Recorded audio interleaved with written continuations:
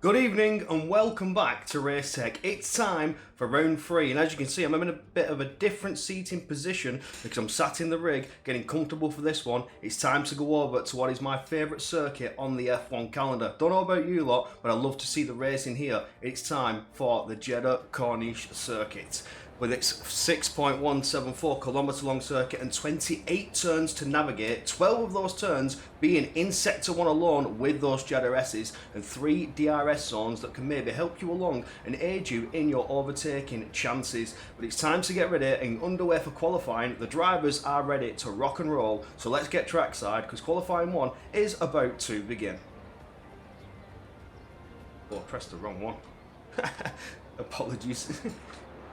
We are trackside, and as you can see, some drivers are starting to make their way to the grid. I'll bring up all the information that everybody likes to see when we're in a session like this. You can see the lap times in the top right corner. You can see sector times and sort of get a judge on who is where and who is doing what. But I think leading the charge, it is Ryan Modler to take us away with the first set of laps that you usually see on intermediate tyres. That is very much expected.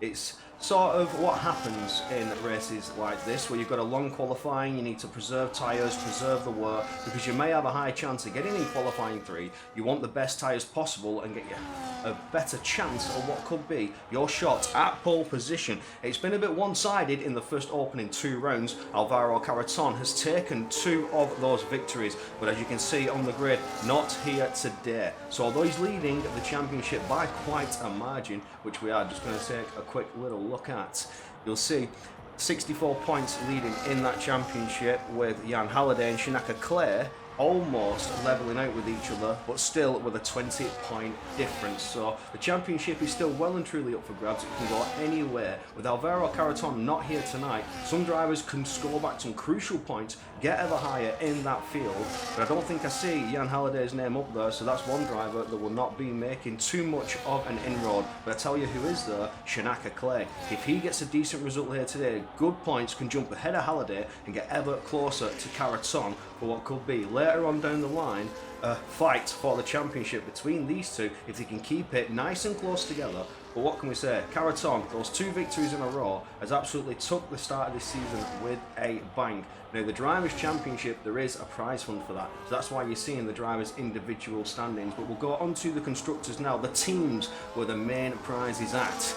There we go, with Williams leading it as you expect. Alvaro Carreton did very, very well with those 2 race victories, and his teammate as well has managed to score 20 points to help along in that lead. Just behind that, R8G Esports, who were leading, should I say, I think at one point out of round 1 and into round 2, would have been surpassed. So the levelling out on points, still very, very close between the teams, but it can still go anywhere this early into the season. We've still got 5 rounds to go after this one, still a lot of racing to come your way.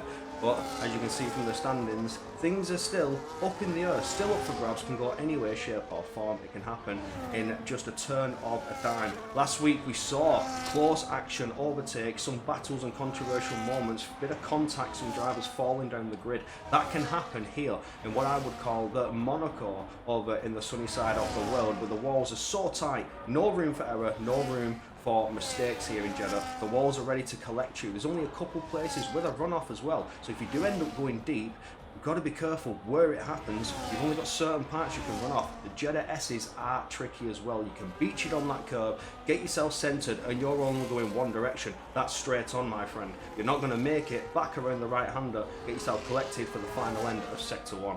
But that's enough talking from me and enough with the standings. We're going to go back to the track and see what qualifying laps we can set on the softs when the drivers choose to come out on them.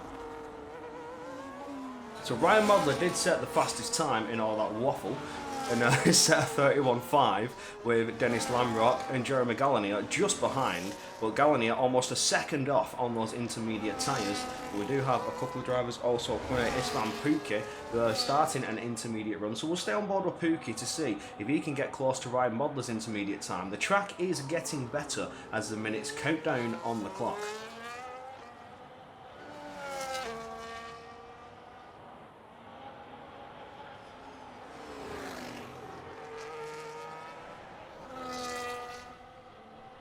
Tell you what, Nando Moreira, he's about to hit the checkered flag, up to third position on those inters, a 32 times. So we're only about 5 seconds off pace, but it's what you expect on intermediates. You can take a quick little look, and I believe Joel Marquardt, I think he's just coming down ahead of Istvan Pukki. So what sort of pace has Marquardt got on those intermediates?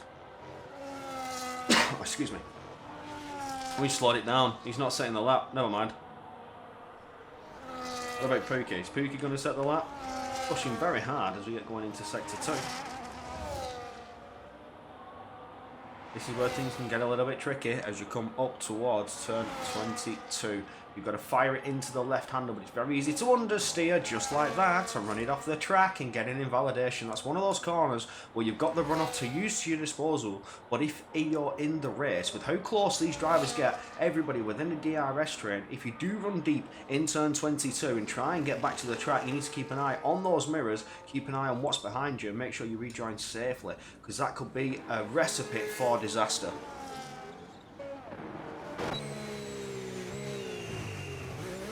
Waiting down the clock, waiting down the minutes, we do have a VRM driver, Alessandro Biondi. He's going to take us out with what I think will be our first soft tyre run.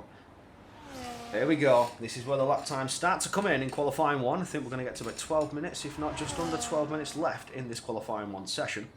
We'll see how things are going to pan out for Alessandro Biondi.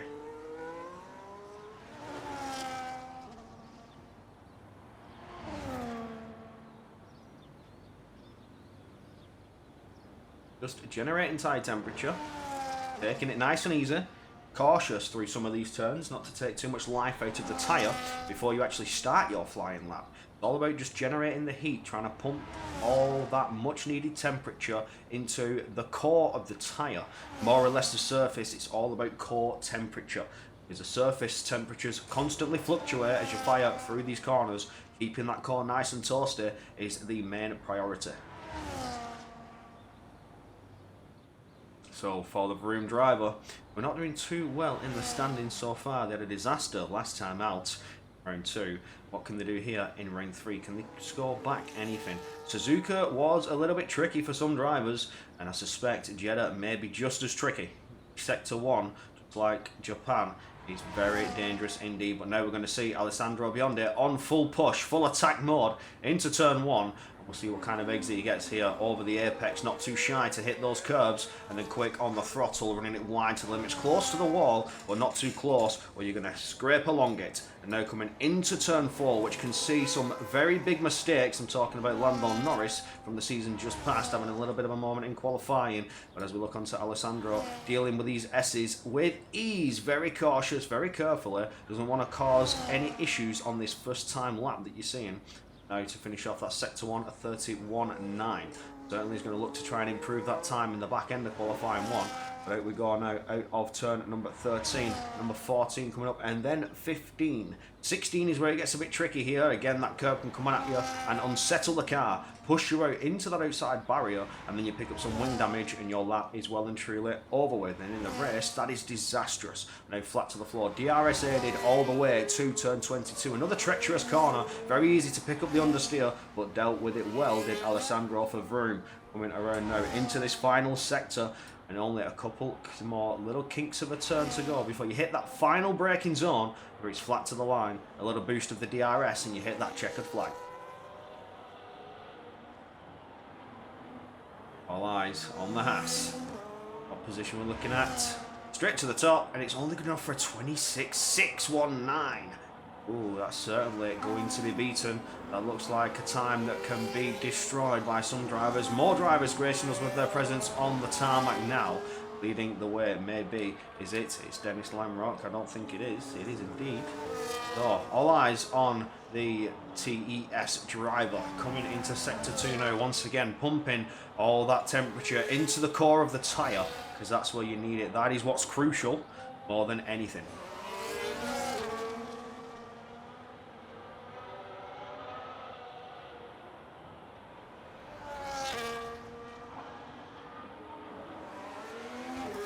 Taking it easy, taking it cautiously.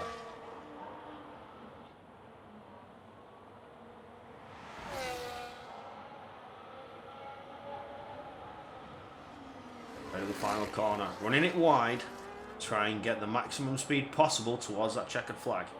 All eyes on this Aston Martin.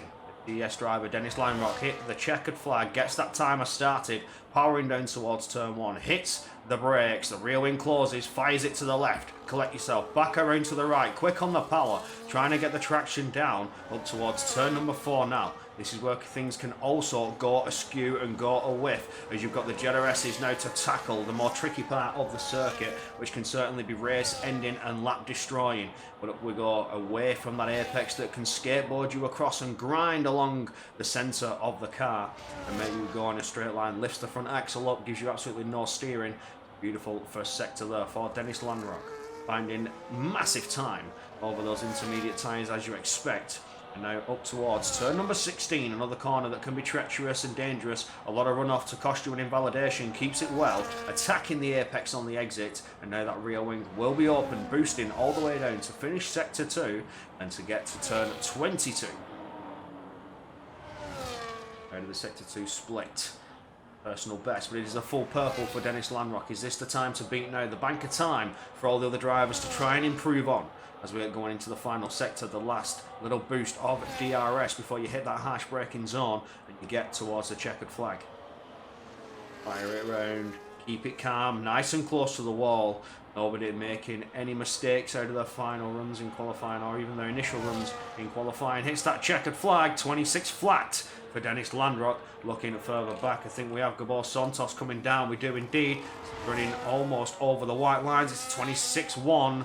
Not too bad, not too shabby. Ryan Modler goes quicker. Matching time just faster than that 26-1. Conrad Bohm breaks into the 25s. 25-7 next to the line. Tomas Gal. 25-8. Alpine 2, the checkered flag. Tony Atala with a 26 flat. Needs to find a few tenths if he wants to go higher than that. Joe Murphy for SCI goes up there. And Shinaka Clay's teammate ahead. Fabricio Donoso also jumps ever higher. And his teammate's about to hit the line. Van Zelter. Where can we see him go? Oh, jumps ahead of Gabor Santos there with a 26-1. The ones are coming in quick and fast. Larry Tulke as well, getting in with that 26-1. But we see the Red Bulls hit the line. Rapassa 25-9 breaks in there happily and nice and calmly. It will be Joe Marquardt next towards the line. The McLaren for TF10. Invalidated lap or starting a lap. We're on board with his teammate Alex Santana, who's coming around now. We are going to see the Williams and Nicholas Longier hit that checkered flag, jumps up into P4, 25.8. Here comes Santana now. Flying, gets that rear wing open for the final time to hit that checkered flag time. It's a 26-1. Plenty of 26-1s coming your way before Ice Van Pookie jumps above the rest with a 25-6. Almost over he is over a 10th clear on Conrad Bohm. So there is plenty of time to find for some drivers. It's only to Presser-Can and Marquardt who have potentially made mistakes on their laps and have hit an invalidation, have not got a time on the board. Presser-Can is not pushing here in Sector 1, and Marquardt we saw hit the checkered flag and there was no time to go on the board. I'm going to quick look to see if they're pushing here. No, looks very slow indeed. So disaster laps for Presser-Can and Marquardt. They're going to be going back in and they'll have one more opportunity to try and get into qualifying 2.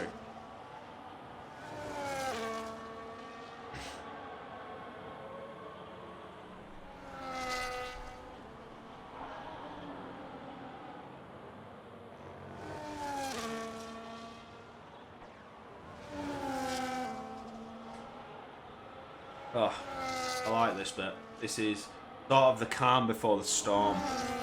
Before those drivers who feel safe retire and those who do not go powering out onto the track for one final chance to get into that top 15. Only 5 drivers are going to be dropped, and of course Conrad Bohm, Shinaka Clay feeling very confident in that 25 time.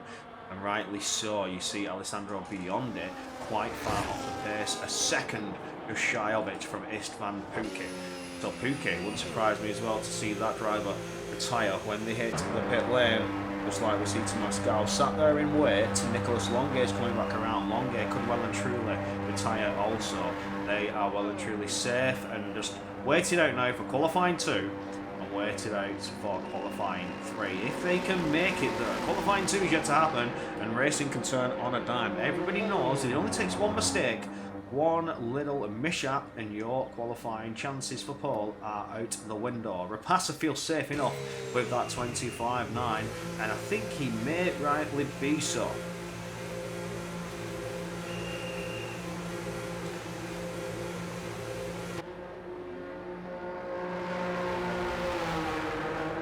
some more coffee. That's what I need.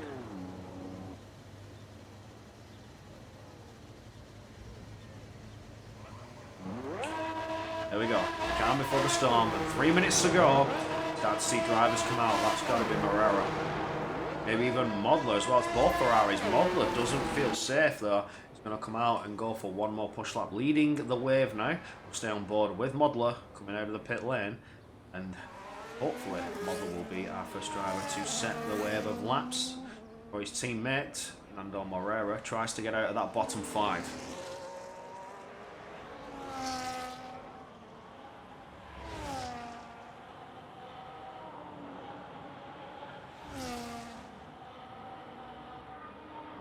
This is crucial now, the 8th lap.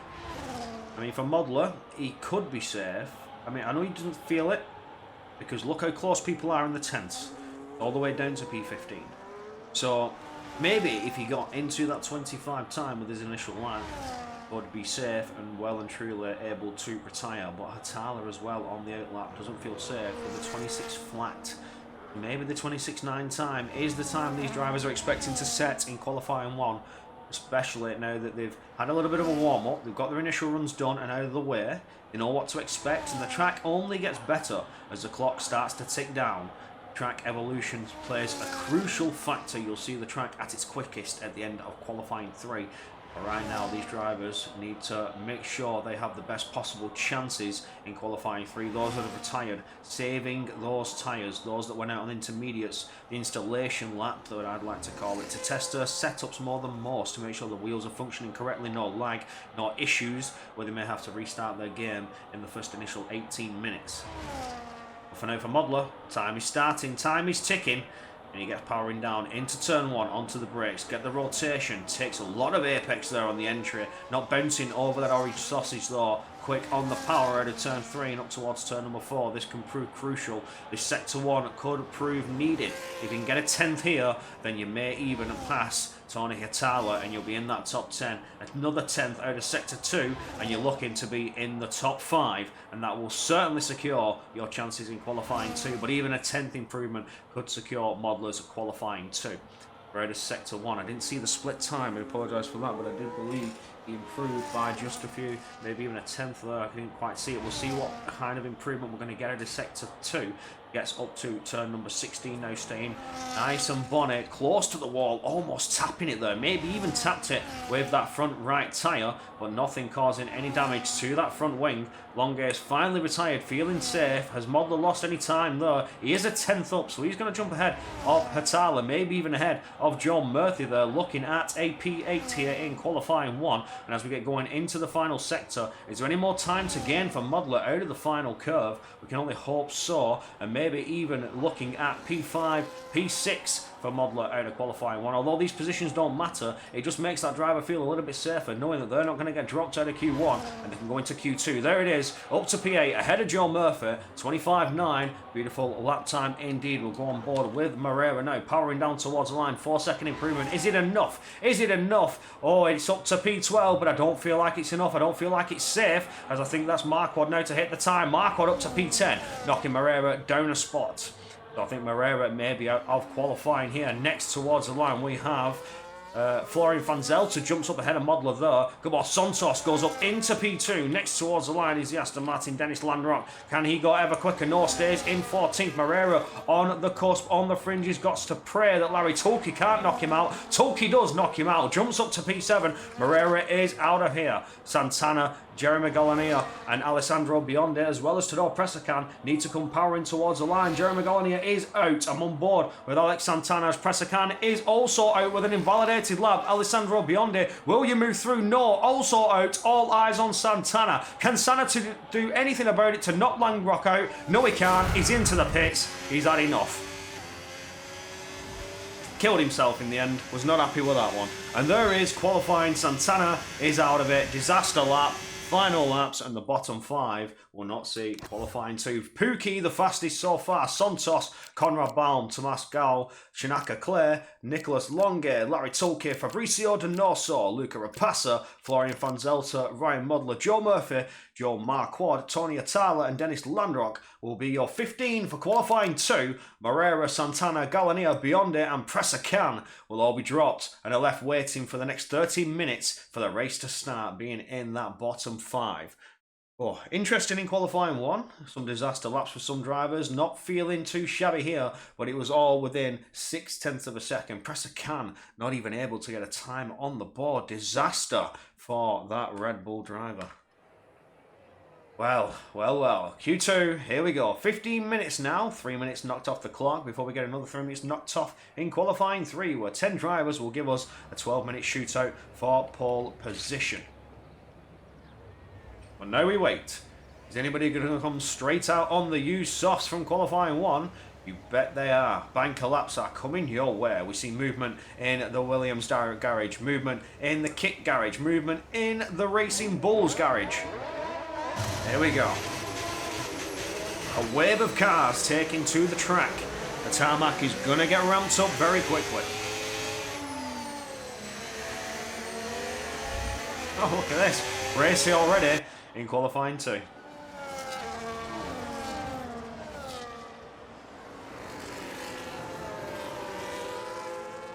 William leading the way. That's Nicholas Longe.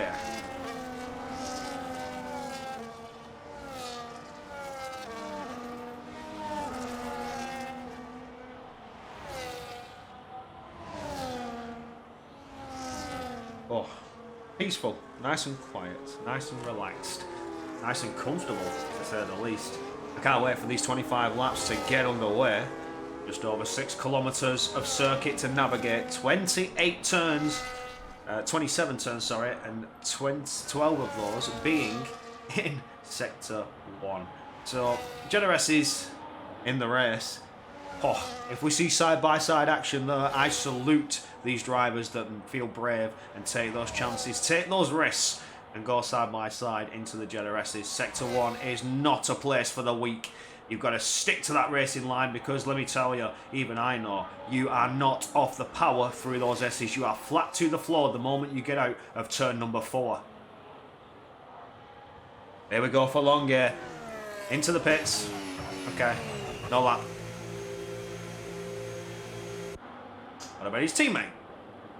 Going to carry on. The Red Bull and the Alpine are going to go in, but we'll go on board with Joe Murphy, who is going to set us a lap. Into turn 1 we go. Huge over the apex there, bouncing over that sausage curb, but did not unsettle that Racing Bulls in the slightest on the power into turn 3, up towards turn number 4. Fire it round, nice and close to the wall, not running too wide over the apex, which can send you straight on, unsettle it, lift that front axle up, and you lose your steering into the Generesi's, staying well and truly clear of that outside curb. The most dangerous, disastrous curb you have ever faced in Formula 1 racing, as we get going into turn number 13 now. Back around we go, quick on the power.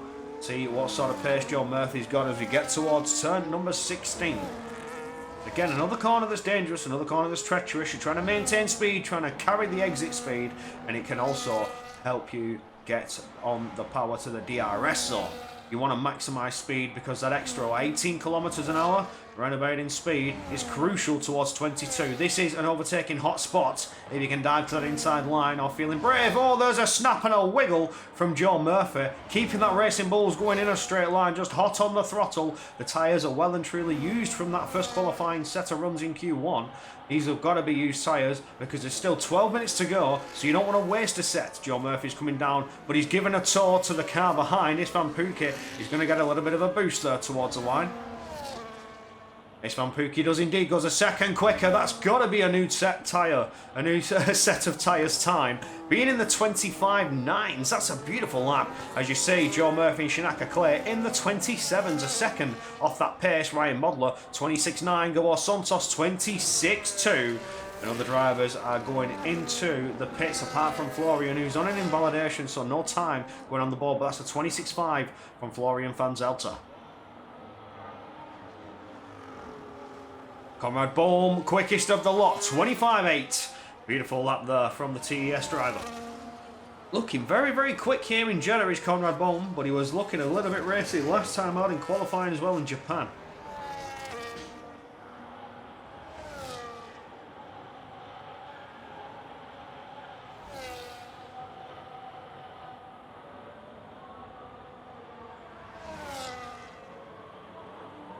Oh, nice and relaxed.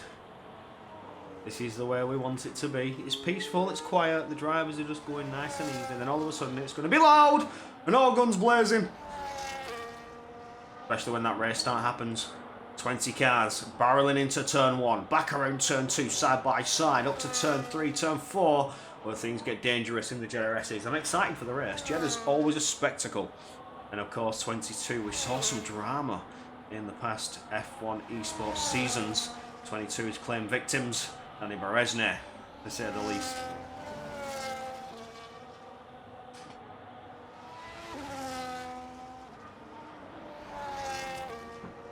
Tell you what, I'm quite impressed. We've not had a recreation of a Verstappen out of the final turn yet, but we're not down to our final runs. It's yet to happen as the drivers push the limits of the car. So out of this final corner, when Verstappen was too hot on the throttle back in 2021 and collided the rear axle into that outside wall. Not had a repeat of that from anybody. These drivers, well and truly holding their nerve, and they're trying to push for the absolute best time possible. There's a bit of carbon debris in the pit lane there. Stewart's not doing a very good job of clearing that up. The marshals even, should I say. Stewart's got to do with it. Tomas Gal, first out on the track now. Just 9 minutes to go in qualifying 2.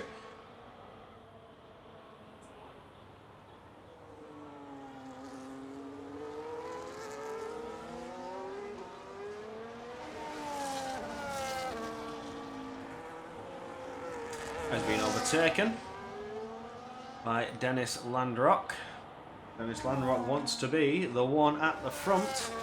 The leaders aware. Tomas Gal, another driver that could be seen at the front of this pack at the end of qualifying. Maybe even challenging for pole in qualifying 3. A driver to keep your eye on for R8G, as well as Gabor Santos. Santos, a driver known to be at the front, known to bring challenges to those, and is not shy of the podium, not shy of race victories. So does not feel pressure when at the front. Experienced drivers ready to show their experience here on the tarmac in what is one of the most tricky circuits on the calendar with that Sector 1. Here we go. TES lead us out with Dennis Landrock. Into turn 1 we go. On the brakes, get the rotation into the left, swing it back to the right, quick on the power, get the traction down. You don't want to lose too much torque as you get powering up towards turn 4. But keep away from that inside wall, pick up some damage, clatter it, or even take off your front left wheel. Suspension damage. Race is over for Dennis Landrock. Here we go into the tricky part of the track. You see running a lot closer to that outside curb than he was in Sector 1, feeling a little bit brave, taking a little bit more of a risk. Sector 31.6 coming out of Sector 1, going around turn number 13 now. Flat to the floor, slight little kinks and curves before we get to turn number 16 in Sector 2. One of those corners that can snag you into the wall. If you clip it, you're pushed off to the runoff. Invalidated lap. DRS will now come your way towards yet another tricky corner. Turn 22. We'll finish in that Sector 2. What sort of in time can we see? So 59.3 in total lap time for Dennis Landrock getting out of Sector 2. Personal best in this session, as you expect. No time on the board so far. Moves out of the way, does the Mercedes driver. Vicio Donoso maybe. No, it's not. It will be Florian van Zelter who moved out of the way. But for Dennis Landrock, out of the final straight we go. It's that checkered flag, lines up just behind his teammate. What a beautiful lap from the TES drivers there. 1 and 2 lockout here in qualifying 2 before Tomas Gal comes out and says, I love that, thank you very much. 2.5 tenths over, clear of Conrad Bohm, and just 2 tenths, well, again, almost 2.5 tenths clear of Hitala, who just goes ahead of Conrad Bohm. Joel Marquardt to separate the TS drivers of the 25.8 before Larry Tulke jumps ahead of his teammate 25.7. What about Rapasa? That's an invalidation. What about Longe? Down towards the checkered flag we go. Longe looking to try and take a top spot. Can we see it from the Williams? No! Just short by over a tenth of a second from Tomas Gal. Next is the Racing Bulls. Is that Joe Murphy? Yes, it is. Up to P2. 25.6. Next towards the line. We will go on board with Shinaka Clay. Well, it should have gone on board with Shinaka Clay, should I say. As we do see another Williams come powering down towards the line. Istvan Pukki to P2. Shinaka Clay to P2. 25.5. Closest of the lot. 4 thousandths of a second before Gabo Santos. R8G. Double lockout. That is a beautiful... Look at that grid. That'd be beautiful if that was actually in the race. Kicks out the lockout. Racing Bulls Williams. Racing Bulls Williams. Team battles. That is what we want to see here in Jeddah. But for now in qualifying 2, it's the R8Gs, the fastest of the rest. And Shinaka Clay just lining up behind, but not too far out from Tomas Gal. 4 thousandths of a second. 200ths of a second from Tomas Gal to Santos. Qualifying's getting close. Rapasa invalidated his lap. Back to the pits he goes, and the rest of the grid as well following suit. Van Zelter yet to get a time on the board. Rapasa, we would have seen a time, but again, like we say, invalidated came his way.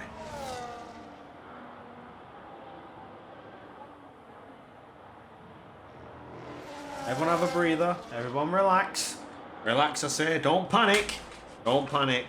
Only qualifying 2. These two going side by side. What, are you having a chit chat? Have you not got radios? You're shouting from each other's cars. What's this? Formula 1 proxy chat?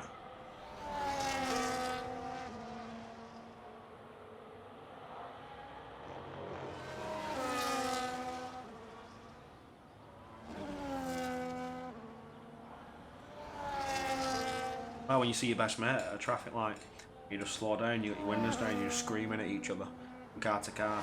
Alright, how are you doing? Yeah, not too bad, mate. How are you? Yeah, not too bad. How are you feeling today? Yeah, I'm alright, I'm alright.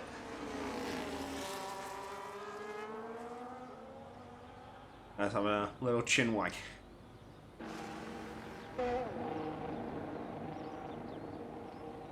Lovely weather we're having tonight. Florian Van Zelter finally brings us to the track. And can we see a time on the board worthy of qualifying 3? That's got to be fresh tyres, because there's only 3 minutes to go. Cannot afford to come out on the use. You don't have the time to go back in and come back out again, especially at this point in qualifying 2. This is where things are going to get interesting. This is where things are going to get spicy, a little bit dicey. And maybe you could see some surprises. What we're here for. It's what we're here to see. The spectators, all the people in the chat. Let me have your predictions. Let's get the chat involved. Who do you think is going to take the pole position in qualifying 3? And who do you think may line up behind, challenging for race victory? Of course, we can't say that Alvaro Caraton could have made it 3 for 3 because he's not here to join us tonight. Instead, we have Istvan Pukki, Nicholas Longe for the Williams team. Williams leading the championship, so these two drivers as well, 4 and 6 at the minute. They're going to be looking for that pole, that 1-2 lockouts to set themselves up for the best possible chances. Get Williams up there and away from R8G. Get some points to jump ahead because they are levelling. We saw what they were at before we got into qualifying 1. But what we will do when we get into the lobby restart, we'll put up the standings once again, have another quick little rundown of those positions before we get into the lobby restart. Then we will have like a 5-minute break, little intermission break, where you're just going to see an intermission screen. And then 25 laps of the Jeddah Corniche circuit is coming your way. 20 drivers, all barrel into turn 1. Keep your eyes peeled for this one.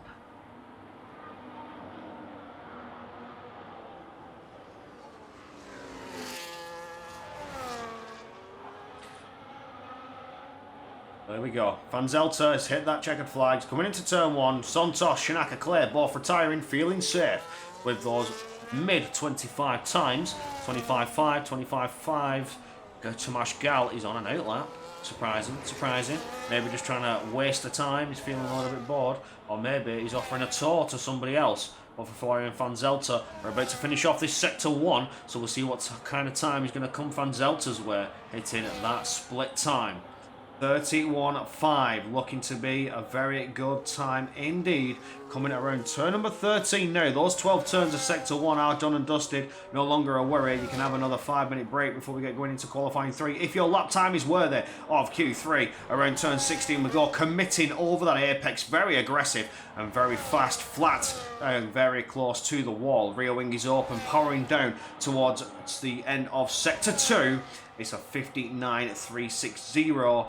And it's low, no, off the track. Van Zelter's done. 22 has claimed a victim. Understeer, just not too much braking, and has gone sliding out into the runoff. Van Zelter will not see qualifying 3 and will be sat there at the bottom of the grid unless he's got the time to go again, but I don't think he'll have the battery to do anything about it, or maybe even the fuel to do so. Just behind we do see what may be Conrad Bohm fighting for what could be a chance for Q3. There we go, P7. Oh, maybe Conrad Bohm could be dropped out of this one. Next towards the line we see Ryan Modler on an invalidated lap, so that will be Modler out of this session. He's down into P13. We'll not see Q3. What about Dennis Landrock coming powering down towards the line now? Any sort of improvement to come? Landrock's way up to P9. Knocks Donoso into the firing line. This could be treacherous. This could be dangerous. Donoso could have retired a little bit too early.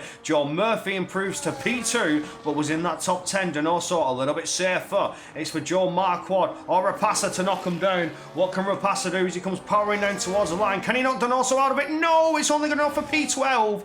Joe Marquardt, Tomasz Gal goes quickest. It's all eyes on Marquardt now. Is Marquardt going to do anything? Yes! Up to P8. And Fabricio Donoso stays in P10.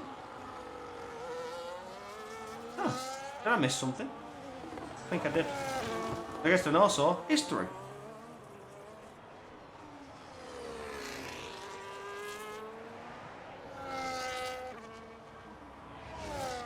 Dennis Lamrock will not see Q3.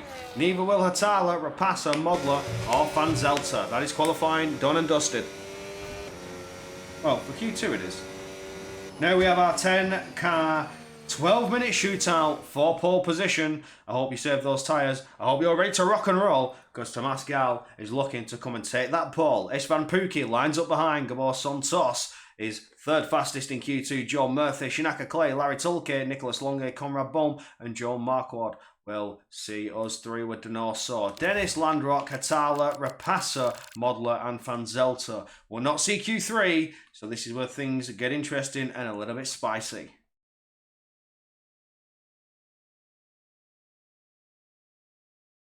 Hungary taking over, says Tom Roberts. Indeed, indeed. Now, this is it. A final 12 minutes. Predictions in, predictions in. Who's going to be on pole and who's going to be challenging into turn 1, maybe even turn 2, turn 4. Anything can happen here in Saudi Arabia. Let's have those predictions in. I want to see people's thoughts. We're only seeing 9-3. What's happened? I'm confused. I'm very confused.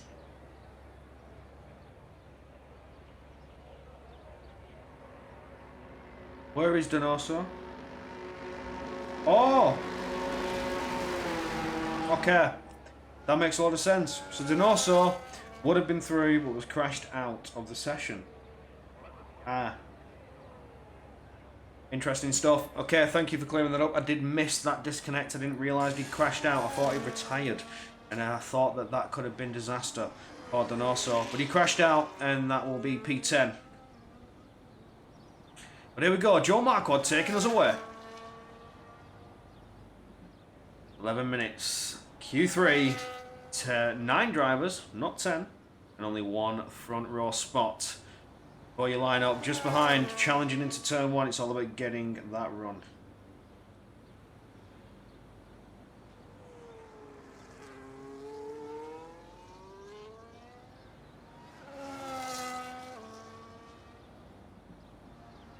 I don't want to put a name on it, but I feel like Tomas Gal or Santos may be the ones to take that front row walkout. Now, it could, like I say, go either way. The Williams and to get out that pole position, help them along to fight back against RHG. This is looking like it will be RHG versus Williams. Alvaro Caraton has helped Williams along crucially in the first 2 rounds, but without their top driver who's taken 2 victories. Can the other 2 follow in some very heavy footsteps? Marquardt now pumping heat into those tyres, getting ready for what will be a lap. Give us a little wiggle if you're going to set a lap, Marquardt. We want to know if this is a time lap or if you're going to go back into the pits, because we are going to stay on board with you. I was powering out of that final line. I think we are going to see a lap. Battery will be activated round about now. Don't want to turn it on too soon and burn what could be crucial battery power. What you're going to need... Oh, it's invalid straight out of turn 1. Gutted. That's all I can say on that one. Just gutted.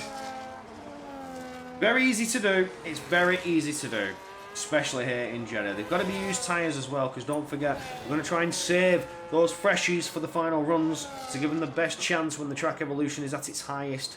The track conditions are at their peak. So for Marquardt, unfortunate for turn 1. Just a little bit too close to those white lines.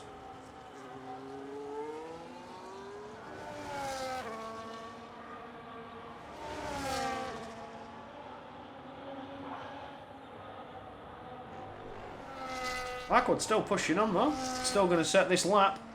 We're into sector 2 now. Here we go. Turn 22. Are you going to keep it within the lines this time, or are you going to go flying off the track? Oh, would that have been an invalid?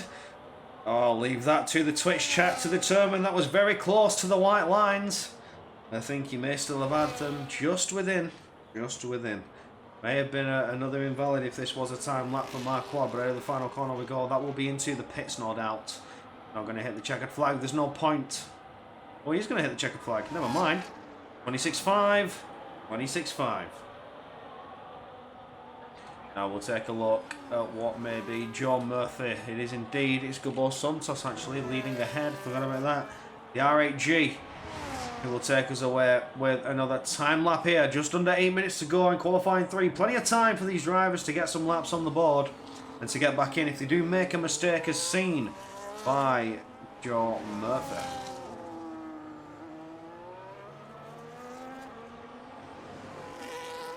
Oh no, sorry, seen by Joe Marquardt. There we go. Look at Gabo Santos. Sector 1 through the treacherous S. He's always beached it! Oh, I mentioned that in qualifying 1 and qualifying 2. It's very easy done to get onto the centre. It lifts the front axle, absolutely zero steering. You just grind across it like a skateboard, and there's nothing you can do. Oh, there it is. Seen by Gabo Santos, the R8G driver, to show us how dangerous Sector 1 is. I'm surprised it didn't happen sooner. We'll go on board with... I think it's Joe Murphy behind. It is indeed. That's also an invalidation, so we will go on board with Tomas Gal, who's just behind those 2, and he's looking like to be going for a time lap. No invalidation, keeping within those white lines, powering towards turn 22. Out of these little kinks, these little curves in sector 2, is of course a fastest lap, 59 flat. One of the fastest we've seen so far in Sector 2 that I've noticed, should I say. But Tomas Gal has certainly got the pace to be on top with his teammate Gabo Santos at 27.9. Although that lap wasn't invalid, not respective of his race time or his qualifying time. Lost massive time with that skateboarding moment. Tomas Gal is going to jump ahead, hits it 25.4. Fastest lap time we've seen so far before we see Conrad Bohm 25.6. Next towards the line, Nicholas Longe, 25.5, before we see his teammate following suit of Shinaka Clay, 25.4, lining up behind Tomas Gal. That's the teammate of John Murphy, I should say. Who's next to bring us to the line? Larry Tulke had an invalidation, or he's on a push lap now. Whew. Heating up, ramping up. Now we'll see Istvan Puke, the next to bring us a time to the board. And the Williams driver line up and jump ahead of Shinaka Claire, or even just ahead of his teammate to help Williams along. Gabo Santos had that disaster opening lap, but still plenty of time to get another time on the board. As we look at Istvan Pukki now towards the checkered flag. Is it up there? Oh, it's not. It's behind Conrad Bohm. 25.6. That'll be it for now on the time lapse scale of things. The drivers will make themselves back to pit lane. They will wait it out for the final few minutes. With only one set of tyres left, I believe, for everybody here. They would have saved a set for the final runs. 9 drivers. Just a couple of laps left for these drivers. Oh, interesting. Interesting stuff. I don't know. I was expecting the times to be lower in Q3, but we are getting to the final runs. We are going to see them get awfully lower. I said Thomas Gal can find that time. I've noticed on some tracks you bank a laps, and normally the lap times you see, mistakes can happen as you try and push the limits. So for Thomas Gal, that could be the fastest time you'll see from him and Shinaka Claire, as well as Longair, as we get going into the final closing minutes. Everybody back into the pits and waiting out for the right time to come out. You want to hit that checkered flag with just a second to spur, or it is the final 3 minutes to set your time. That is when you will have the track at its best.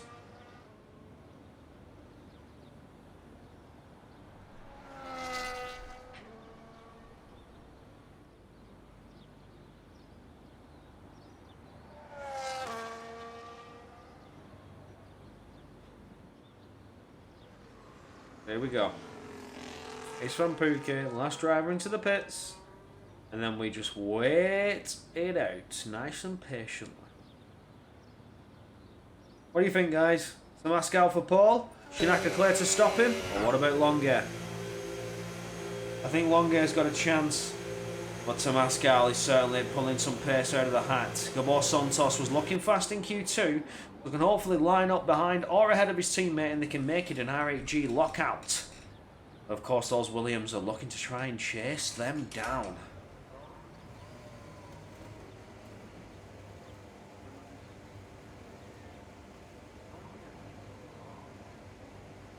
I'm hearing movement in one of the garages. The engine has been started.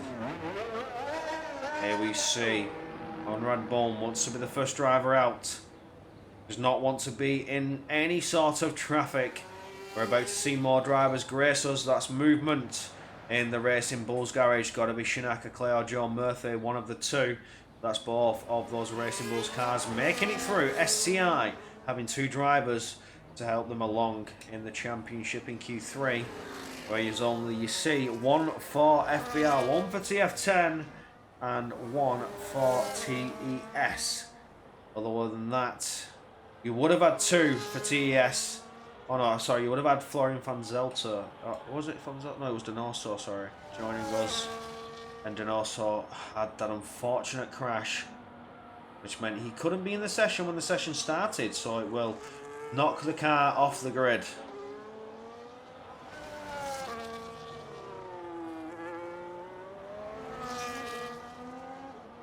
And here we see the way of the drivers coming out of the pit lane. All 9 cars are coming out, gracing us with their presence. And it looks like Larry Tulkey will be the one to have the track at its best. But they're coming out with just a couple of seconds spur in terms of an outlap. You run it a little bit slower. You can't run at true qualifying pace because you don't want to burn those tyres out. You don't want to put too much stress early on your outlap. You want to keep them as fresh as possible. We'll stay on board with Conrad Bohm.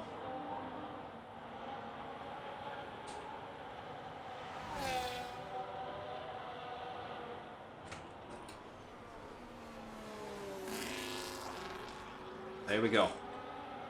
Out of the final corner. We'll go on board. Hits that DRS. Rear wing is open. Will not deploy the battery until round about now. Hits that checkered flag. Wants to save and preserve as much as the power as possible on the brakes. Fire round into the left. Cutting that apex. Back around to the right of turn 2. And quick on the power. Hot on the throttle to try and get going out of turn 3. Up towards turn 4. Let's see how close he's going to get to that wall. Oh no! Wait, that was just a decent moment for me. I thought that was disaster for Conrad Bohm. It wasn't indeed. keeping it hot, keeping it hard on the throttle, flat to the floor out of these Jeddah S's. And flat out of Sector 1. What sort of improvement? A tenth and a half for Conrad Bohm as we get going into Sector 2 now. Out of turn 13 and towards 14. Hot on the throttle, flat to the floor before you're on the brakes ever so slightly in 15. Carrying it around 16. Keep it nice and committed onto that apex, close to the wall on the exit, hot on the throttle. Conrad Bohm could be challenging for pole here as we get to the final few seconds before that is it. No more time to spur in Q3, and that will be your final laps in. Needs to gain 0.2 of a second, over 0.2 of a second to secure it. Tomas Gal is looking to improve on that 25.4 time out of the final corner. No more corners to gain any time for Conrad Bohm. Oh, just falls short by under 1/10 of a second. Before is that Shanaka Clay? It's not. It's Joe Murphy. It's not indeed. It was Joe Murphy who goes quickest of the lot. A 25.4 jumps ahead of Tomas Gal. But we will see an invalidated lap come your way from Gabor Santos. Goes quickest of the lot by 0.02 of a second. Beautiful lap time there. Tomas Gal is not going to take pole. Is there anybody else to try and challenge for it? We'll look at Longair. The Williams need to do so. 10th and a half improvement. This could be it for Longair. This could be pole if he can hold it out of the final turn. All eyes on the Williams. Hits that checkered flag. It is pole. A 25.298. But what about his teammate? Istvan Pukki. Can Pukki do anything about it? Down towards it. Hits the time. But it's an invalid lap indeed, I think, because there was no jump in the order. It is to P5. So jumps up ahead and helps the Williams along. But it is pole for Nicholas Longair and a beautiful lap time indeed. Almost a 10th clear of his current RHG rival before we see Joe Murphy in third and Tomas Gal with the disaster lap invalidated. Could have been up there with his teammate, but couldn't find that lap. Istvan Pukki just lining up 5th behind the RHG driver. Needs to challenge into turn 1, get ahead of their current rival in the team standings. Aston Martin, TES, Conrad Bohm in 6th, Shanaka Clay, Joe Marquardt and Larry Tolke. And then you will see Donoso in P10, but was not in the session. That is it for your top 10. That is it for Q3. And now we'll take a look at those drivers' standings once more. Here we go.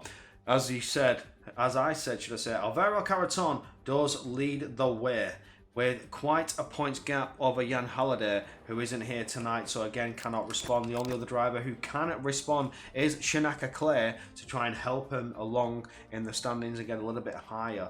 But that qualifying was not looking too shabby, not looking too clean. It's all about the race pace to get those points that are going to be needed. Luca Rapassa also did not have the qualifying that they would have been looking for. So it's Julian Klaffenbach who will not be scoring any points. Not here tonight. Tomas Gal will be here, but only good enough for qualifying in 4th. Still good enough for RHG to help them along and get some much needed points. As you know, it is a heightened point here in RaceTech. So, you know, 36 points, I believe, for the race victory. Maybe more. I think it is 32 because Alvaro Carreton is on 64. So 32 points, heightened points for a race victory. And for the likes of Paul here today, it's looking to go the Williams way. If they can keep it, if they can hold it out with Nicholas Longair. Williams are bringing the fire and bringing the thunder. Could they take another 3rd victory in a row in the race? But we'll take another quick look at the constructors' standings up on your screen. Williams are leading, levelling out with RHG. They have just took the lead after round 2 with that double back-to-back race victory from Carreton. And Longair is looking to make it a Williams 1-2-3 victory here in Saudi Arabia in Jeddah. But now we're going to go into a little bit of a break. The lobby's getting restarted. We are going to go to an intermission screen for 5 minutes, could maybe a little bit longer than that. Don't go anywhere. We've got 25 laps of Jeddah to come your way. Don't go anywhere. Don't go anywhere.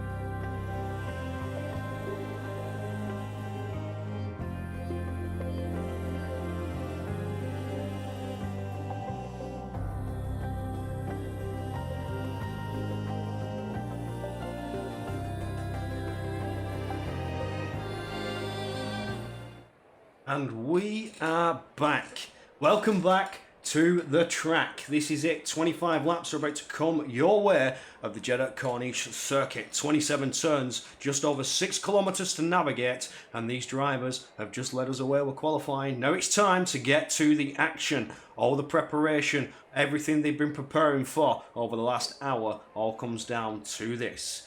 Nicholas Longe leading the charge, but that's not without its first threat from behind of R8G.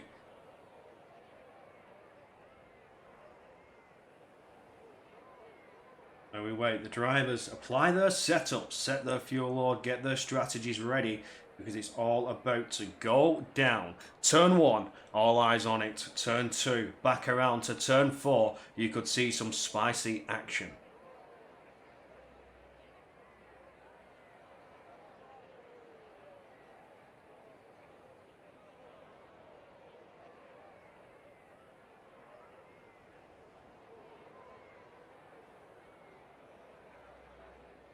The calm before the storm.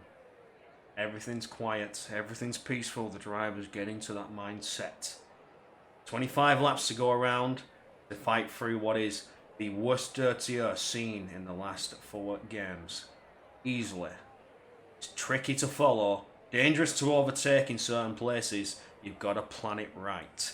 Strategies could be a crucial factor here, and the lights are getting underway. We have 4, 5 lights. The grid is hot, the drivers are ready, and it is all go, go, go. And a beautiful getaway from your race leader under no threat from behind, but it looks like Joe Murphy's going to try and have a go around the outside. Can't find an open door. Tomas Gal is bringing the fire. No force to the outside line as he had that inside line through that first chicane. Gal giving no room for inch up towards turn 4. Has that inside line. Slight argy-bargy wheel banging between Joe Murphy, and Tomas Gal. Gal not able to find that position further back. There's been a moment between the backfield. They're scrapping away. They're scrapping hard. They're not leaving any room for error, any room for margin. Here we go out of the Jeddah S's now. People getting through cleanly. No carbon flying. We do see Ryan Modler now looking for what could have been an outside line on Van Zelter. Van Zelter covering that inside. But here comes Alex Santana looking for the inside line. Trying to get a run on Modler. Can't seem to fight his way through. What about further abreast at the front? Shinaka Clay got a little bit close to the rear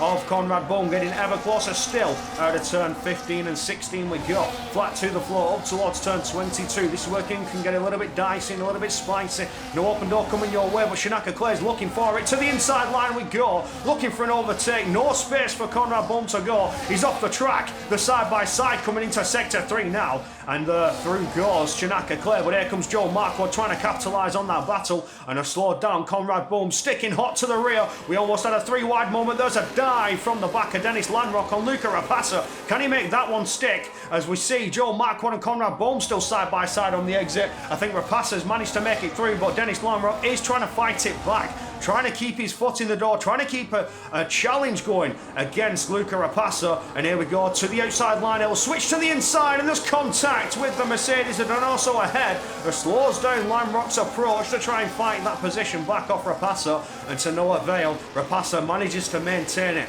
The opening lap bringing a little bit of action, a little bit of fight, and a little bit of fright for some drivers, as Donoso now gets a little bit close and hot to the heels, as we see Larry Tolke fighting away. They're losing out of position on Nando Moreira. Moreira also able to bridge a bit of a gap there, get hot on the heels of Jeremy Gallineer, putting the pressure on. Oh, and breathe. Nice little opening lap there. We get going now, a lap and a half completed. Everybody pushing on.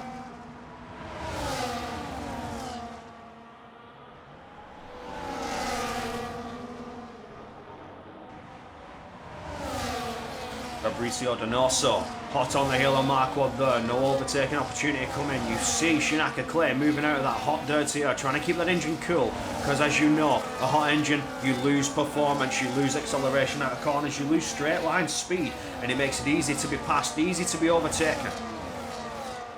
Luca Rapassa getting close now, looking to make a move side by side into the final corner. Cuts ahead, but look at the fight back from Landrock. Landrock's Conrad Bohm, even Bohm's not letting this go easy. But now the two TS drivers are lined up with each other. Can they work together and try and fight back on what has been a charge from Rapassa so far? Conrad Bohm not able to make any sort of return move, any sort of return attack against Rapassa. Rapassa's going to hold that P9 for now and get going into lap 3.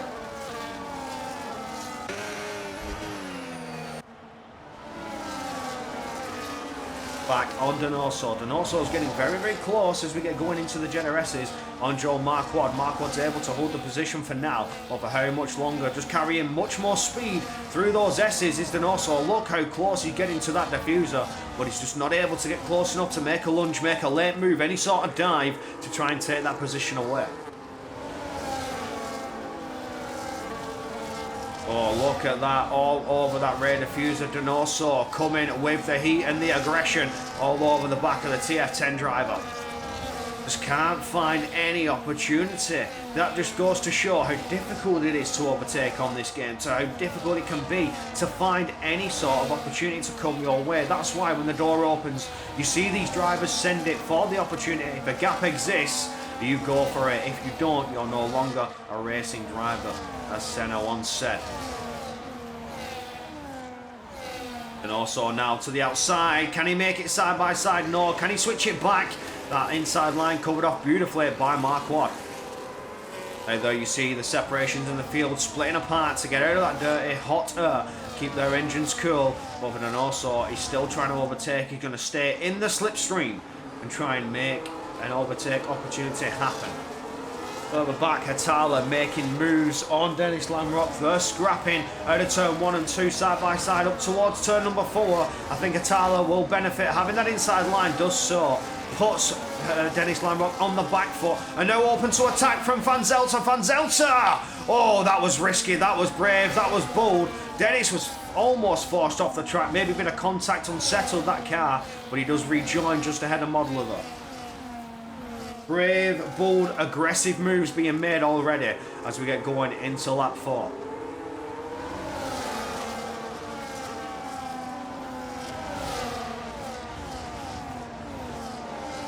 Back on Donoso. Donoso unable to find any opportunity to come his way, just still can't find a way through. He's trying very, very hard. He's using those medium tyres up. We'll pull the tyres up as you can see. Mediums for the front 4. Hards for Istvan Puke. Mediums again down to Luca Rapassa on the hards. Conrad Bull on the mediums and Hitalo also following suit with the hard compound tyre. Then you see those yellow walls back again all the way down to Nando Moreira, who's opted for the alternate strap to his teammate. Hard tyres for him and Pressakan once again in 19th.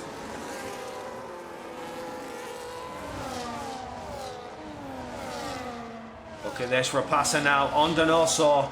This is Rapassa's chance to get on through. No, backs out of that one's being smart. There was no opportunity, cannot afford any contact. Good racing situational awareness here. You can't risk it in Jeddah.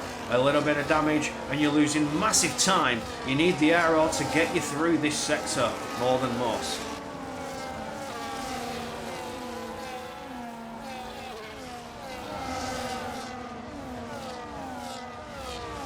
Nicholas Longuez almost broke a second over Joe Murphy. Can he break that DRS? Can he get some breathing space? Joe Murphy almost pushed out of it. He's got to push a little bit harder, but he is keeping a nice and clear gap. Just staying within the DRS, just so it doesn't affect the tyres in a bad way. He's trying to stay out of that dirty air. Eyes on Florian Van Zelter now for TRT. He's the closest out of everybody else. Maybe he gets a move ready, lined up on Tony Hatala. Jeremy Gallagher's had a spin. Oh no, is he in the wall there? Let's have a quick little look. Damage on the wing, and that's disaster for Gallagher.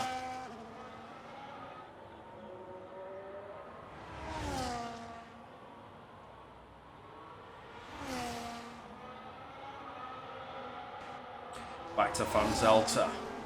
Coming around the final corner. Before we start tour 6. Oh, yep, there we go. Tour 6 of 25. Just making sure they hadn't hit the checkered flag already and it was lap number 5. But we are on lap number 6. 19 laps to go. Things are starting to settle down now. Tyre management becoming a factor. This is where the mediums start to hit a cliff. You start to feel the drop-off, start to feel a little bit worse for wear. So you manage the tyres and make sure you can go longer. Keep the hards as fresh as possible in that second stint because you're going to need them to fight your way through the field depending on where your position is.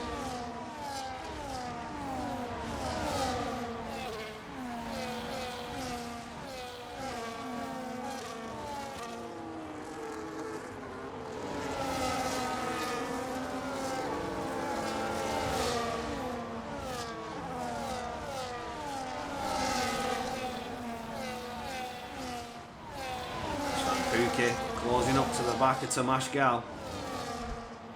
Can Tomasz defend what could be an onslaught?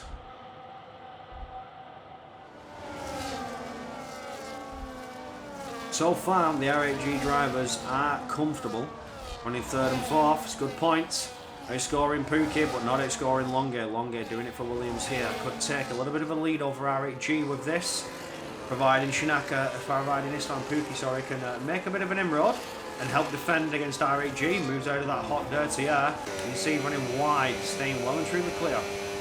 Rapasa takes the fastest lap, as expected, has made beautiful inroads. Disaster qualifying for Rapasa, but has managed to pull off some overtakes. Atala now makes a move and gets past on Conrad Bohm, using that DRS.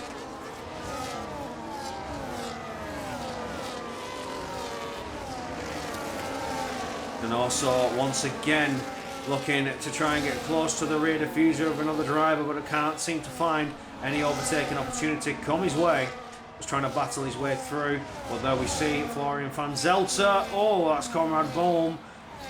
Losing out to Dennis Landrock. He's at a moment in Sector 1. The GRS is now maybe losing out to Ryan Modler. Modler not able to find a move through.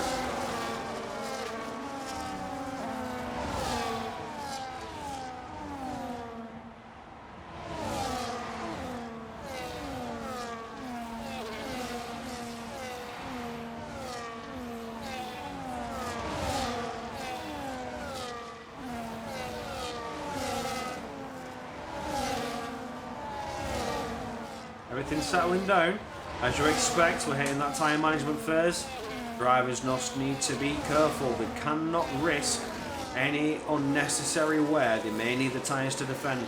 Tell you who's not being cautious. That's Luca Rapasa pushing hard, getting very close to the back of Joe Marquardt, but I don't think an overtaking opportunity is going to come his way. Yes, it is indeed, actually.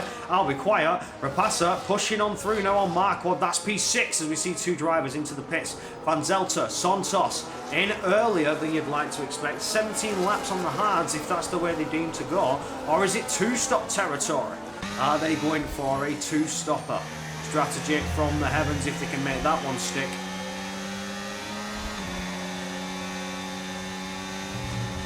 Nicholas Longe is still in control. Pole sitter at every lap so far. It could be a Williams 3 for 3 with the way things are going. 3 race victories for the Williams team. We're looking to set a dominant start here in this championship. Jeremy Gallanier goes the fastest out of everybody else. You expect so. He's had to box and change that wing after having that moment in Sector 1. Those GRSs claiming a victim. Or was it Sector 2? I think it may have been Sector 2 actually. Nobody else close enough to make any sort of moves in road.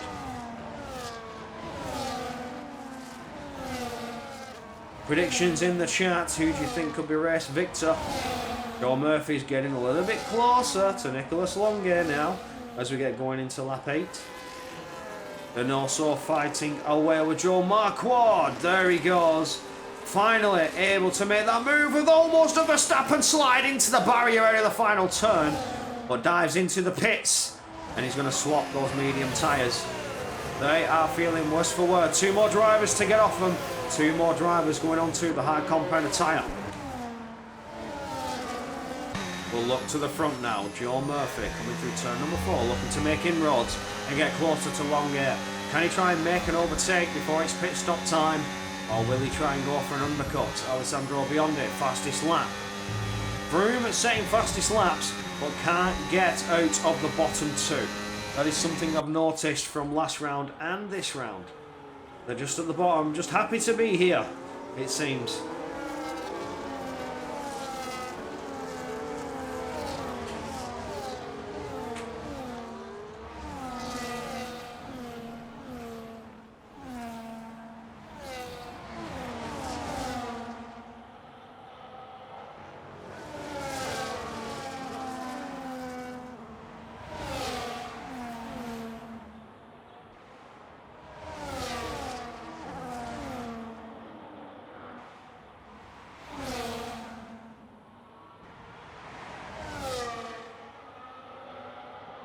Everything has settled down once again, apart from Conrad Bohm making it past his teammate. We saw it happen early on. Bohm had a moment. Dennis Lamrock got through. And now we see the two swap positions, just exchanging the DRS because they are well and truly out of it. I think we're going to see Ryan Modler into the pits. Yes, we are. Rightly so, following suit with Joe Murphy and Nicholas Longate, your race leader, and P2 currently into the pits implementing their strategies. 15 laps to go on those hard compounded tyre. Here we go. You can see the tyres on your screen. Know what to expect from what driver. Joe might actually be the GOAT. Well, we can only hope that Joe Murphy has a chance to strike. Oh, there's a beach! Conrad Bohm going straight on, and I think that may have happened once again. He had a moment in Sector 1 a few laps ago, had another moment here, and he's getting passed by Alex Santana as well as Dennis Landrock sleeping on through. Hernando Moreira, is he looking for an open door and an opportunity? Not quite. Bohm is struggling in Sector 1 on those used medium tyres. It might be time to swap them out.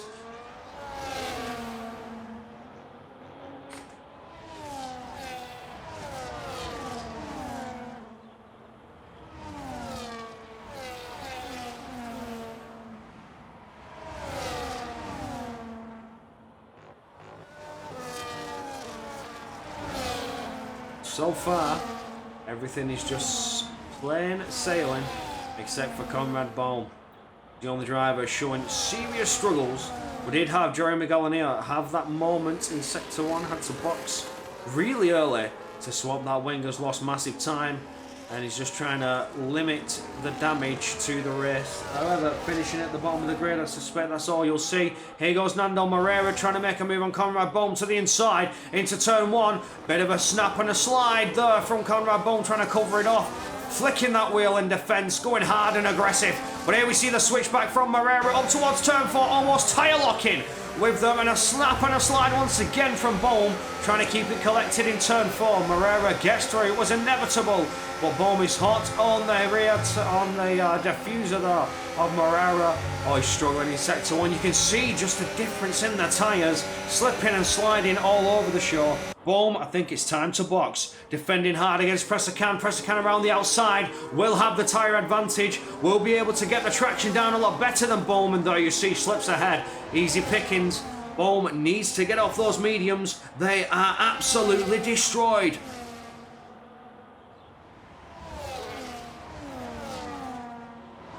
Hey, that is a good question. Gabor Santos is net P1, you see, ahead of Nicholas Longe, but the tyres, will they go, or will they be just unable to defend Longe, who's been able to run a couple of laps longer, and will have a couple of laps fresher tyre deficit over Gabor, and it's a 2.5 second gap between the two, which should certainly come down with that tyre differential. Luca Rapassa making a move down the start-finish straight, gets ahead of Shanaka Clay, and now sets sights on Istvan Pukki, the hard runners leading the way, but net P1 goes to Gabor Santos on strategy. Tomascal into the pits. Where will Tomascal come out? Needs to come out in a good position, but doesn't seem to be. Maybe just gets ahead of Ryan Modler there. Gets ahead, gets ahead of Joe Marquardt instead.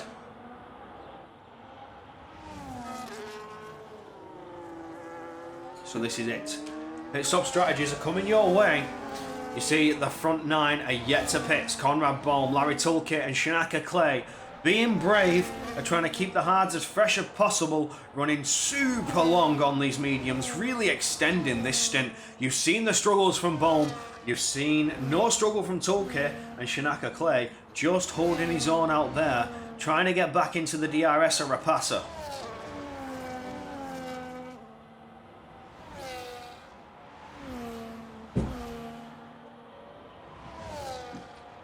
Gabor Santos moving past on Conrad Bohm. Is that another moment for Bohm, who's lost massive time? Yeah, that's beautiful for Gabor Santos in terms of Nicholas Longe being behind. There's a 2-lap tyre difference between the two. Larry Tulke is also getting passed by Gabor Santos. Longe now needs to try and make inroads, needs to try and get past it. We see them dive into the pits. So out of harm's way, Longe now needs to gain that time back. 1.4 seconds gap. Beautiful, beautiful lap there from Longgate, and with the tyre difference, he's almost back within the DRS. Gabor is going to have to manage and defend though against what could be a charge from the Williams. Manage those tyres, manage that DRS level. You may need it to defend against what will be a charging Williams car.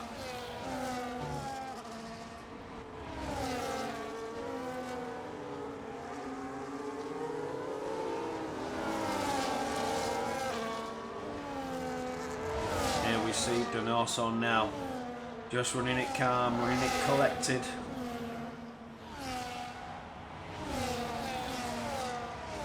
Donoso getting into the scraps, into the wars here in Saudi Arabia, and that's 3 seconds for Jeremy Galania with track limits.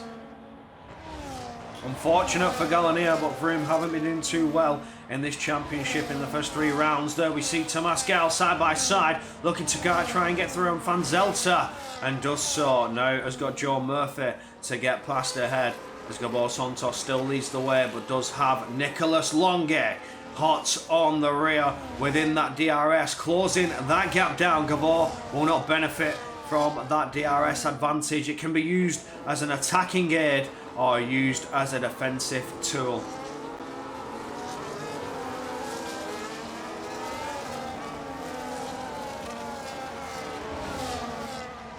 Alex Santana fighting away there, gets through on Alessandro Biondi, bridges the 4/10 gap after that.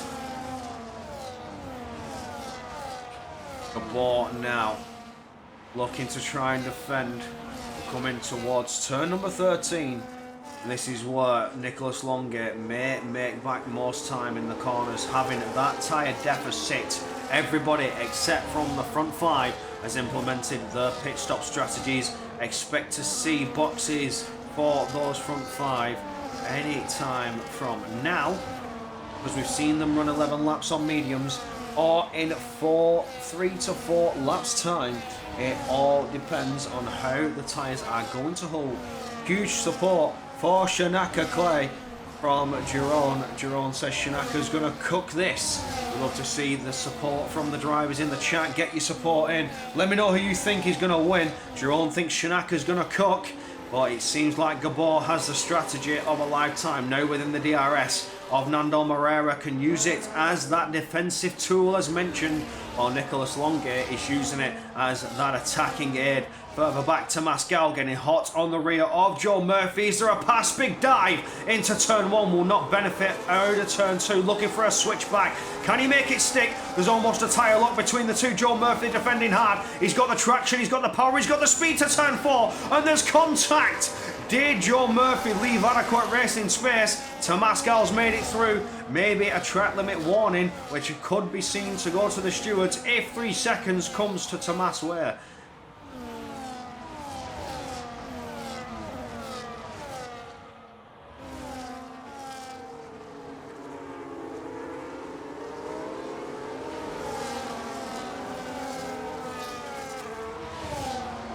Yeah, nice pen, they say in the chat. Yeah, that ain't a legit pass, so they say.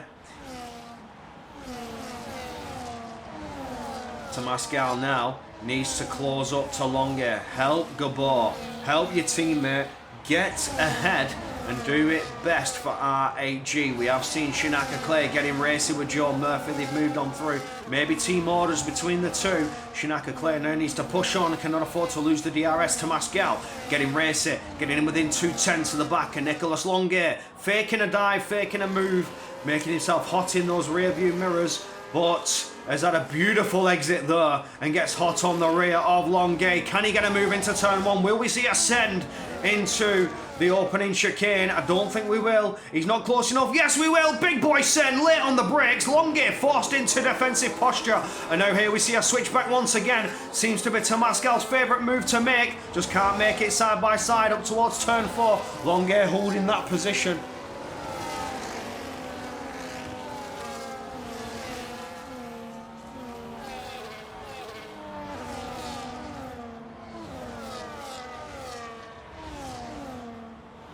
There we go. Good insight from the chat. Still an overtake on the track. But here we go. Shinaka Clay trying to make a move on Tomas Gal. Trying to retake that position, or trying to take that position away. Can it be done? Shinaka's been let loose. The beast has been released.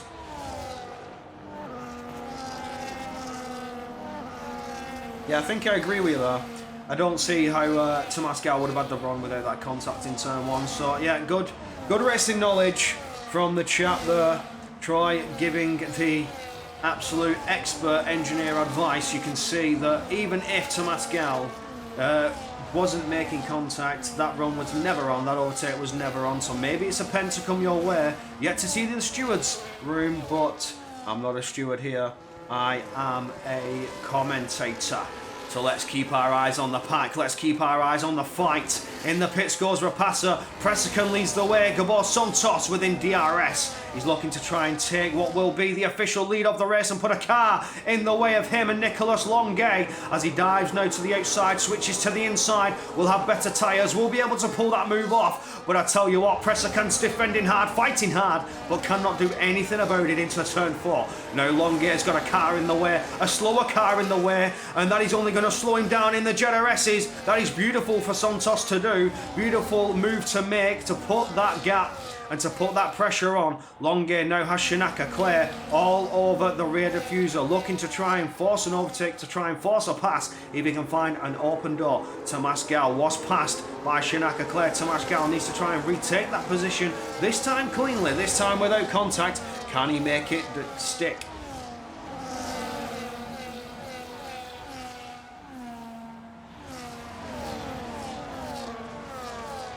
Longay trying to close up to Presican, trying to get on through. Gabor Santos pushing hard, trying to bridge a gap, trying to break the DRS. Can he try and do it? Almost into the rear there, and there was contact with Presican. You can see the tyre advantage. Nicholas Longay can go later on the brakes. Presican has to go earlier, and it's inevitable between the two. Now around the outside, Longay trying to get the run down, but Shinaka Clay also trying to follow suit around the outside. Shinaka Clay, beautiful run. Off the brakes a lot earlier, able to get the traction down, slips ahead, and now Tudor Presican dives into that pit. And Tomas Gal is set 3. Shinaka Clay now hot on the rear. Tomas Longay, can he make a move? Longay forced to the outside. It will switch to the inside of turn 2. Can he pull this one off? Shinaka Clay laying in wait, looking for any opportunity, open door to come his way with this ensuing battle. He's going to try and follow Longay through. Can he make a move? No, he can't. Longay goes through in turn number 4. That was absolutely beautiful stuff. But here comes Tomas Gal trying to force his way through Shinaka Clay, not able to find a move. Van Pookie absolutely cooking on the strategy on the medium compound tyre. Is hot on the rear of this battle, and with those tyres he can make inroad moves, but towards the end will he be able to defend? Tomas Gal making his move on Gabor Santos, having the fresher tyres. The faster R8G driver looking to make moves on Shinaka Clay and Nicholas Longay. Can he pull it off? He's been released. The tyre deficit. He has only got 1 lap difference to Shinaka Clay on the worst side of things. But here we go, moving to turn 22.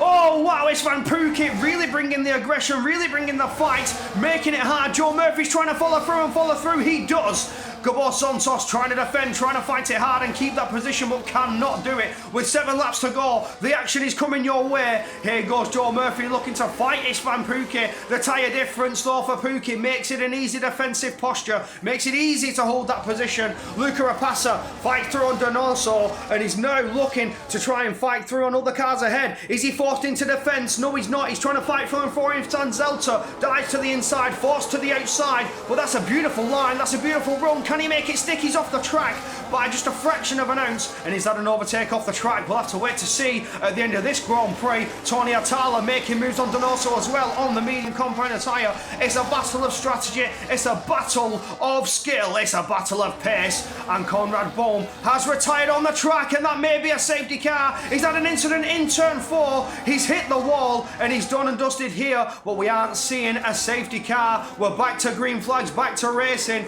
No slowing down the pace of this race.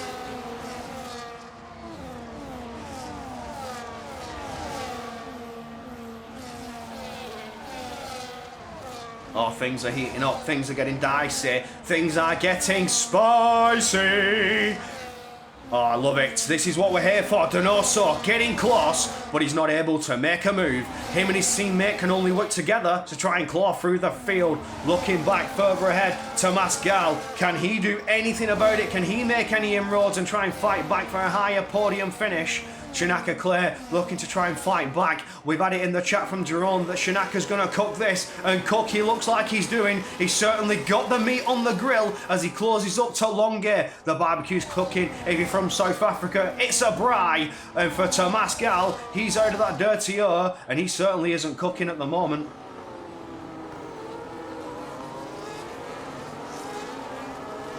Oh, big battle into turn one at the back for the back end of the points. Ryan Modler side by side with Joe Marquardt looking to try and make a move. Can't get through. Marquardt is able to get ahead, or if not, hold that position. Ryan Modler now needs to get a good run, get a good move and good pace going. Stick to that racing line here out of these Jeddah S's and try and close up to use the DRS in Sector 2 to slip on through. Can he get closer? No, he can't. He's there in P12. I want to give him credit for the pace, but he's just not able to make any moves at this stage in the race.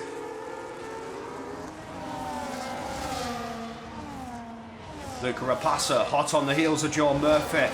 Medium compounds, 3 laps done. Rapassa could have cooked on strategy here. He's going to have the greatest pace out of everybody. Presser Can has done 2 laps, but he's down in 17th. Way too far behind. Outside of the DRS, has got 2.5 seconds to gain before he's have a chance at getting any overtaking opportunities done. But we are on Rapassa. He's got the freshest mediums out of the lot in this ensuing battle. Closing to Joe Murphy. Will he make a send? Will he go late on the brakes into the final corner? No, he won't. No open door yet to come his way. Further back is Florian Van Zelter getting through on Gabo Santos. Can Gabo do anything about it? Can Gabo fight it back? 12 laps on those hards. They're going to feel grim. They're going to feel nasty. They're going to feel burnt out. Shanaka Clay makes a move for the lead. Dives into turn 1. Trying to defend his Nicholas Longe. But Shanaka Clay has certainly opened the barbecue for all. And he's handing out all the freshly cooked meat, especially to Longe.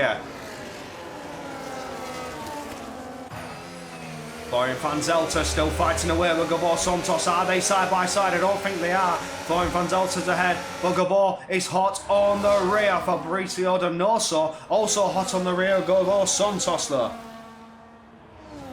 I agree with you there. That should be job done for Shanaka Clay. He's got the tyres to fight back against Longe. It's this Van Pookie who could be a threat, if not Luca Rapassa, if Rapassa can make inroads. Those medium tyres are going to have the pace, but for how much longer?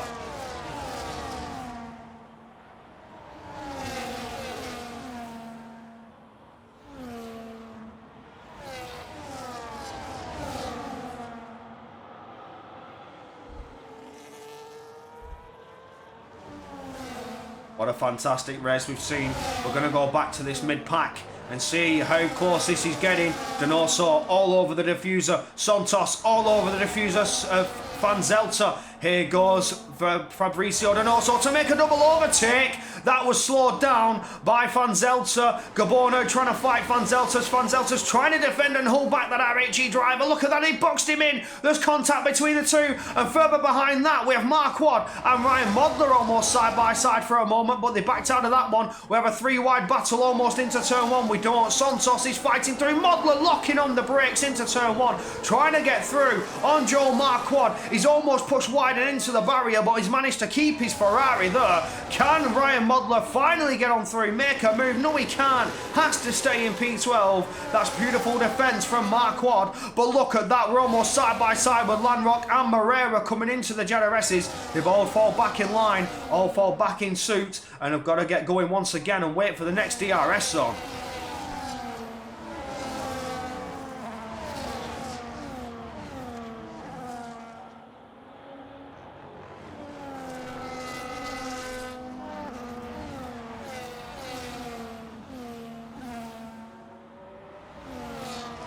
Tomas Gal is looking racy, looking pacey, looking for an open move towards turn 22. Can't find one.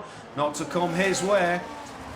We're looking on at this front battle. Can he get through on Nicholas Longe Tomas now towards the final corner. This may be an overtaking opportunity. Hot on that diffuser, almost bum drafting the Williams through. Look at that. Great defence from Longuet, covering any line that may be able to work in Gal's favour. But he's had a run. He's side by side on the exit almost. No, he's not. He has to sit behind and wait just a little bit longer. Will he send it into turn one as the battle for the lead ensues? Shanaka Clay is forced into defend against this man Pookie. Pookie fights his way through. Tomas around the outside of Nicholas Longuet as well. Can he hold it out? Here comes Rapassa to get through into P4. Longuet losing 2 positions in 2 corners. That's disaster. Those 13 lap old hards are starting to feel the strain, starting to feel the burn. Tador Pressakan was fighting away as well with Ryan Modler. Modler's now down to 13th, losing that position. He's going to want to fight that one back.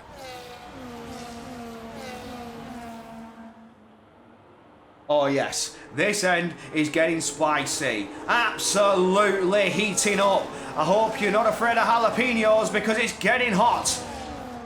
Luca Rapassa's getting faster, he's getting closer, and there's 6 laps on those medium tyres. Istvan Pukki's done 7, and he has absolutely cooked on strategy, but Rapassa is still a threat. There's still 2 laps to go. He can still get on the podium and maybe even still challenge Pukki for the lead. Pukki needs to challenge now and try and get a gap over Shanaka Claire.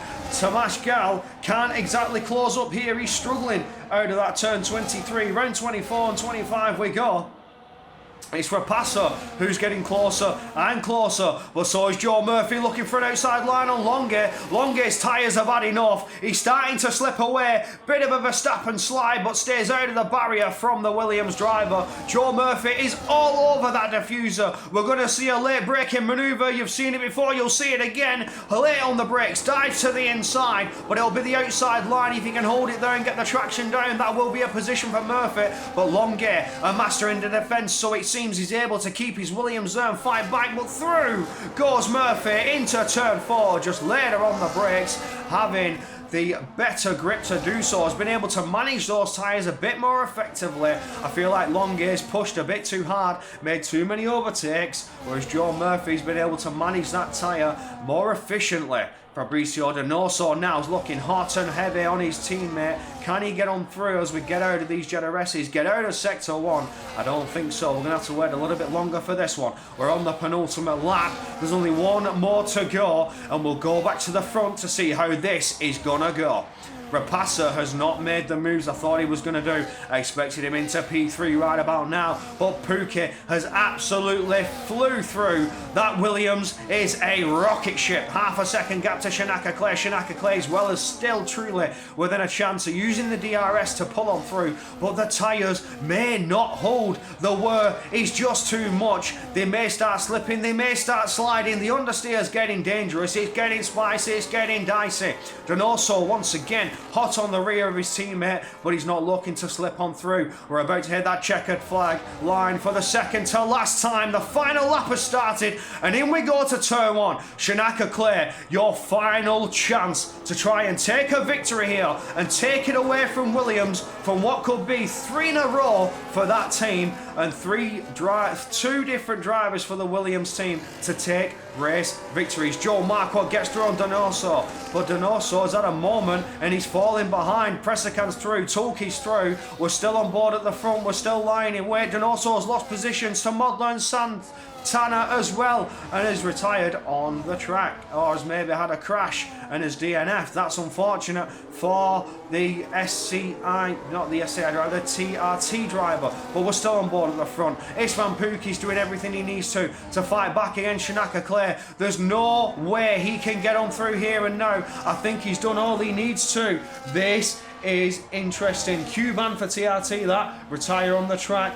Unless it gets reported, it's got to be reported for that to play a factor. Rapassa's closing up to Tomas Gal, but I think Pukki's done it. I think he's done enough. We've only got this DRS zone to go. Shanaka Clay, burn everything you've got, burn the battery, but I still don't think it's enough. He's still too far behind. What about Rapassa? Still too far behind. Shanaka Clay, 2/10, but it's not enough. We've got a drag race to the line. Can he even make it side by side? No, he can't. Istvan Pukki with a beautiful strategy. Hit, start, finish. Finish flag, checkered flag waving, takes the victory. It's 3 for 3 for the Williams team, and they're absolutely bringing the power, bringing the aggression, bringing the dominant drivers. Shanaka Clay tried everything but couldn't do it. Tomascal for RAG rocks up with another podium. Luca Rapassa in 4th, Joe Murphy in 5th, Longe in 6th, still scoring the points and ahead of the RAG counterpart of Gabor Santos, but even Atala finished against Santos. Those tyres, 18 laps, couldn't hack it, couldn't hold it. Florian van Zelter lines up in 9th and Marquardt in 10th. Larry Tolke, Ryan Modler, Santana, Pressacan, Morero,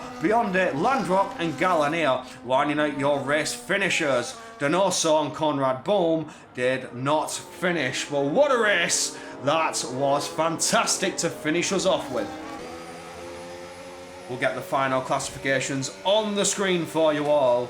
But wow, Istvan Pukki and the Williams sim racing team absolutely flying here in this championship. That prize fund is looking ever closer, but who is the driver to take their own little piece of the pie, their own little prize?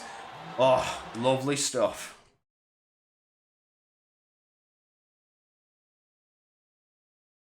There we go. Pukki takes a Williams victory. That's 3 for 3. Shanaka Clay tried but couldn't fight off what was a strategy from God. Tomascal locking out that podium. Rapassa, Joe Murphy, Longe Hitala, Santos, Van Zelter and Marquardt line out your top 10. Larry Tolkien, Modler, Santana, Pressacan, Morero, Biondi, Landrock and Galania, your race finishers. And then outside of that, Donoso and Conrad Bohm did not finish. Thank you all for joining us, and I believe we may have a round next week. I don't know, I think there is on the 19th.